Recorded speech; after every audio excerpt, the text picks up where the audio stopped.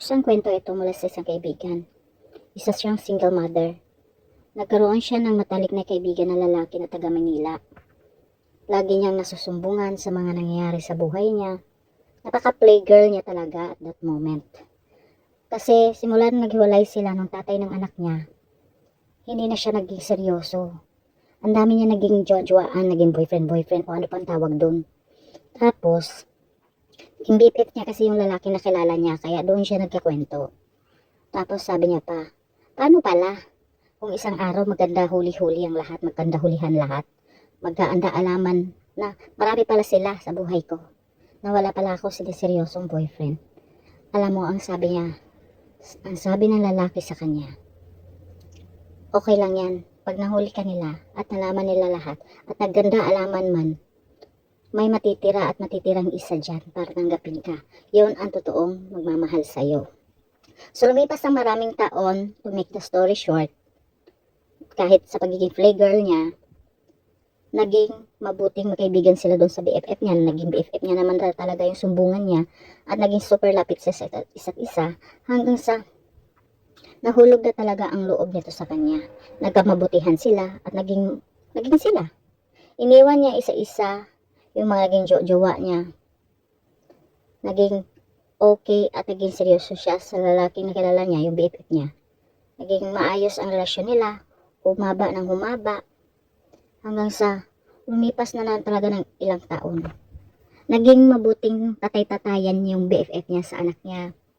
Nag-aasikaso, naglalaba, nag-aasikaso ng uniforme, nagre-ready ng uniform ng anak niya, nag-aasikaso ng baon, nagluluto, lahat ginagawa na ng bago niyang boyfriend, si BFF. Tapos, syempre sa buhay, may mga pagsubok na dumadating, hindi inaasahan. Di ba nga, hirap at ginhawa. Nakasama niya na sa hirap at ginhawa sa lahat ng oras. Tapos, nagtrabaho si ate girl. Nagtrabaho siya ng nagtrabaho para pag-aral ang anak niya.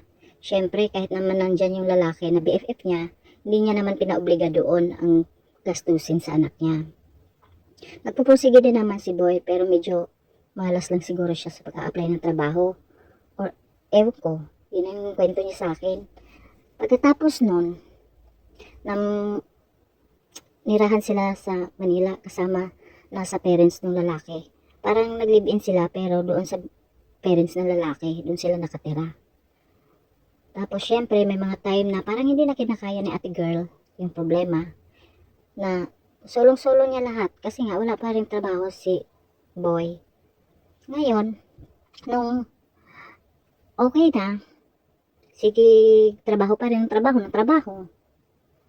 Hanggang sa isang araw, nakiusap siya kay Boy na i-try naman mag-apply ng trabaho. Kasi nga, nahihirapan na siya. Siyempre, habang lumilipas ang panahon, pamahal ang mga bilihin. At saka, siguro magsa-10 taon na ata sila noon or magna 9 years or basta mga 8 years yata sila noon. Basta matagal na sila. Tapos ganun lang ang setup nila. Tapos, lagi na nakikiusap si ate girl na magtrabaho na nga, tulungan siya. Kasi nga 'di ba, mayroon na nga siyang kasama sa buhay. Pero wala naman siyang katuwang sa gastusin.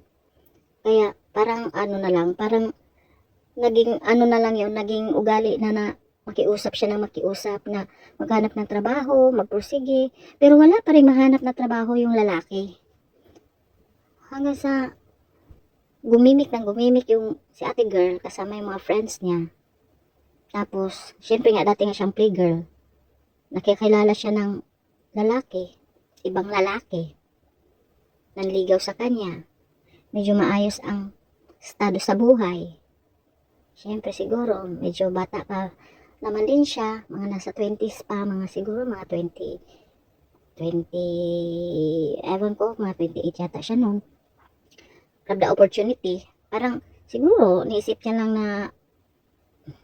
daw na ito na yung chance, baka ito na yung chance, tinry lang, sinubukan. Tapos nagkaroon sila ng relasyon ng lalaki kasi naging mabait at maalaga naman sa kanya. Pero nahuli siya ng kalibin niya, si BFF. Nung nahuli siya ni BFF, naghiwalay sila. sumama si ate girl doon sa bago niyang boyfriend.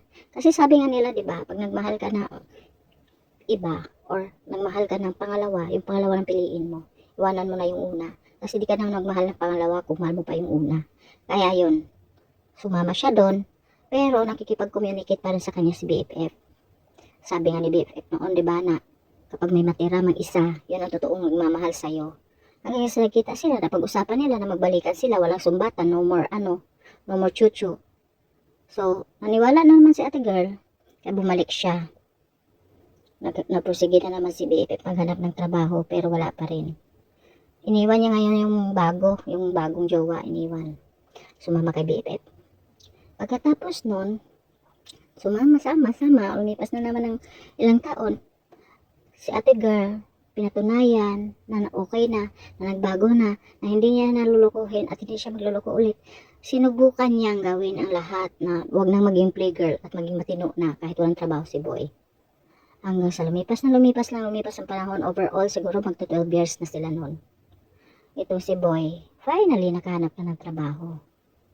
Kaso nga lang, nung napagtrabaho na siya, nakakilala naman ng ibang girl. Siyempre, siguro na-explore sa labas, nasulsulan ng tropa. Bakit yung live-in mo may naging jowa naman yan noon, tas ikaw hindi pwede. Pwede ka rin siguro magjowa. Parang ganong sulsul. Ewan ko baka ganun kasi barkada, di ba? So, syempre, sinubukan niya. So, wala pang 3 days, nalaman na natin girl kasi nga gawain eh. Hindi pwedeng maisahan ng mga gawain.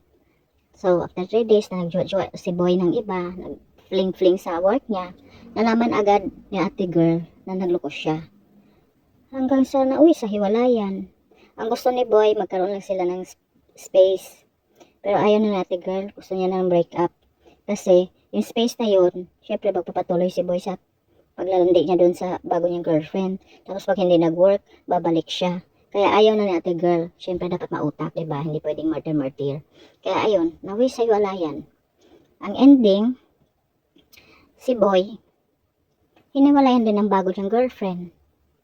Tapos nawala pa sa kanya yung luma niyang girlfriend.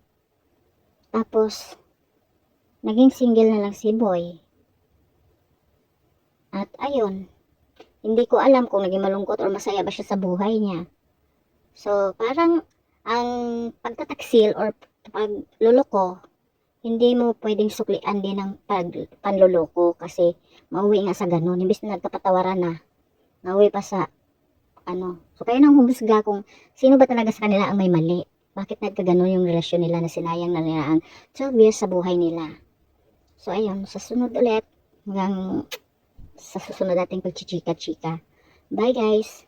Thank you for listening. Please subscribe po.